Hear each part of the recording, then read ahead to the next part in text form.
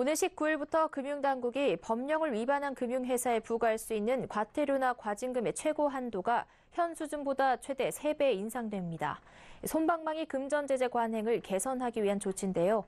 특히 내년부터는 70세 이상 고령 투자자 등을 대상으로 ELS처럼 변동성이 큰 상품을 판매할 때 전과정 녹취를 의무화하고 이를 어길 경우 과태료를 부과하기로 했습니다. 정홍규 기자가 보도합니다. 금융위원회는 제재개혁 추진과 관련된 11개 주요 금융법 시행령 개정안이 오늘 오전 국무회의를 통과해 19일부터 시행에 들어간다고 밝혔습니다. 개정 시행령에 따르면 금융회사가 경영공시 의무를 위반하거나 금감원 현장 검사를 방해하는 등 법령 위반 행위에 대한 과태료와 과징금 부과 한도가 2배에서 3배 인상됩니다. 예를 들어 금융회사가 금감원 직원의 현장 검사를 방해한 경우 현재는 과태료 상한이 5천만 원이지만 19일부터는 2배로 올라 1억 원까지 부과될 수 있습니다.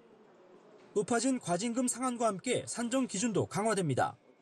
우선 위반 행위의 중대성에 대한 고려 없이 법정 부과 한도액에 따라 구간별로 과징금을 산정하는 현행 기본 부과율은 폐지됩니다.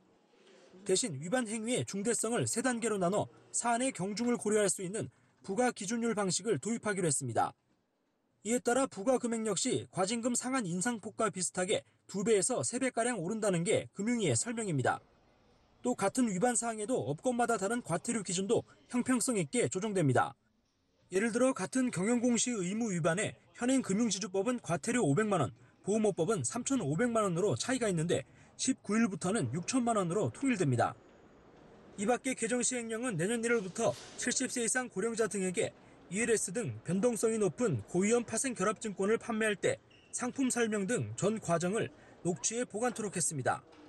충분한 설명 없이 거액의 파생 결합증권을 판매하는 것을 막기 위한 것으로 이를 어길 경우 5천만 원의 과태료가 부과됩니다.